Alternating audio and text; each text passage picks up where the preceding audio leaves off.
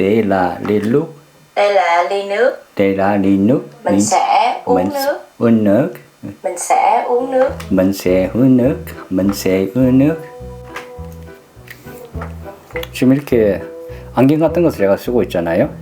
이게 뭐 하는 거냐면 이렇게 노트북의 화면을 이 안경을 통해서 크다랗게 볼 수 있거든요. 그러니까 내 눈앞에 아주 크게 스크린으로 지금 100인치 정도. Của mình. Bây giờ mình phải mang rác đi đổ. mình phải mang rác ra ngoài. 크기로 나오게 됩니다. 그렇죠? 이렇게 제가 여러 기어를 사용하고 있습니다. 왜 이렇게 사용하냐고요? 10% 또는 30% 정도라도 효율을 올리기 위함이죠. 이렇게 디지털 렌즈를 사용해서 화면을 크게 보면서 그리고 기억하는 효율을 20% 30% 정도 올리고 그리고 이렇게 이어폰을 사용해 가지고 오직 소리에만 몰입하도록 하는 것이죠. 그러니까 제가 외국어 연습하는 방법은 이렇습니다. 안경을 준비하고 소리를 잘 듣기 위해서 이렇게 보스 이어폰을 사용합니다. 짜잔! 우리가 작은 화면을 볼 때보다 예를 들면 휴대폰이 되겠죠? 휴대폰이라든지 태블릿 이런 작은 화면을 보는 것보다 아주 큰 화면을 보게 되면 제가 기억하는 정도가 어떻게 달라지냐면 20%에서 50% 정도 아주 오래 기억할 수 있게 됩니다. 그래서 제가 사용하는 겁니다. 제가 조금 전에 보여드렸듯이 유튜브 영상을 이렇게 세미보 연습 방법으로 연습하게 되면 어떤 언어라도 상당히 빨리 배울 수 있게 됩니다. 세미보 연습 방법은 이렇습니다. 먼저 유튜브 영상의 내용을 화면을 보면서 듣습니다. 의미를 어느 정도 이해하게 되겠죠? 그리고 제가 전에 말씀드린 랭귀지 리액터 프로그램을 이용해서 자막을 봅니다. 각각의 단어에 대한 의미를 조금이나마 더 쉽게 파악할 수 있습니다. 그렇게 의미를 파악했다면 그리고 그 의미를 생각하면서 다시 자신이 그 상황에 맞춰 가지고 말하는 연습을 해보는 것입니다. 제가 저희 스페인어 선생님들에게 이 연습을 지금 시키고 있습니다. 그런데 사람마다 결과는 달라져요. 어떻게 달라지는지 제가 보여드릴게요. 같이 갈까요? 같이 갈까요? 미용실이에요. 첫 번째 저희 스페인어 선생님입니다. 이 영상을 보시면 아시겠지만 열심히 제대로 연습하고 있는 것 같죠? 근데 제 눈에는 다릅니다. 다른 영상을 보실까요? 안녕하세요 여러분, 제림이에요. 오늘은 다이소에 가요.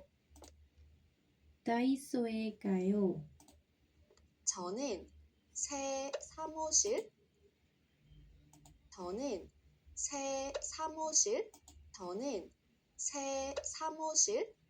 이 영상은 어떤가요? 처음 본 영상보다 뭔가 속도도 느리고 뭔가 제대로 이해 못하는 것 같고 이렇게 보이죠? 그런데 제 눈에는 두 번째 영상에서 이 선생님이 훨씬 더 연습을 잘하고 있습니다. 왜 그럴까요? 제가 설명해 드릴게요. 첫 번째 선생님은 소리를 듣고 그리고 그 소리에 집중하는 데만 집중해져 있습니다. 그래서 소리를 들은 그대로 모방하는 것일 뿐이죠. 우리는 들은 소리를 3, 4초 이내에는 기억할 수 있습니다. 그래서 외국어를 듣자마자 우리는 그 소리를 그대로 모방해서 말할 수 있습니다. 그런데 이런 연습에는 문제가 있는 게 소리에만 집중해서 모방하게 되면 그 의미를 제대로 이해 못하고 그냥 넘어가 버리게 되죠. 두 번째 영상에서 더 연습을 잘하고 있다고 말하는 건 이런 이유 때문입니다. 의미를 제대로 파악하고 그리고 얘기를 하고 있거든요. 그래서 의미도 파악하면서 소리도 잘 캐치하려고 노력하는 모습이죠. 그래서 가끔씩 눈동자가 움직입니다. 눈동자가 이랬다든지 위로 본다든지 아래로 본다든지 이렇게 한다든지 대각선으로 본다든지 말이죠. 이렇게 달라지게 돼요. 우리가 뭔가 어떤 정보, 새로운 정보를 노력해서 받아들이고 할 때는 우리의 표정이 다릅니다. 그걸 제가 수도 없이 많이 봐왔거든요. 그래서 저는 쉽게 감지할 수 있습니다. 이 사람이 얼마나 그 외국어를 잘 배우고 있는지 말이죠. 그래서 이 두 영상을 비교해 보자면 첫 번째 영상보다 두 번째 영상에서 예를 들어 1년 정도 그대로 이 방법 그대로 연습했다 그러면 두 번째 영상 속 한국어 레벨이 크게 올라갈 가능성이 높습니다. 물론 첫 번째 선생님도 이렇게 매일 연습하게 되면 이게 바로 쉐도잉입니다.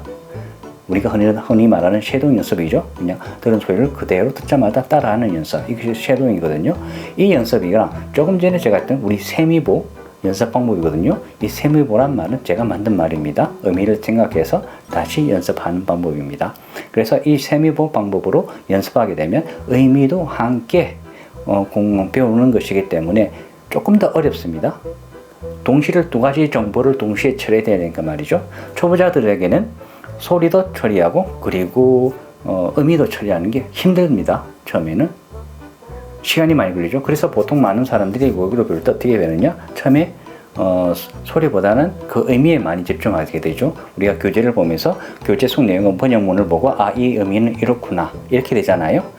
그런데 그렇게 공부하고 나면 나중에 한 달이나 두 달 지나서 그 소리를 들었을 때 이해 못하는 경우가 발생합니다.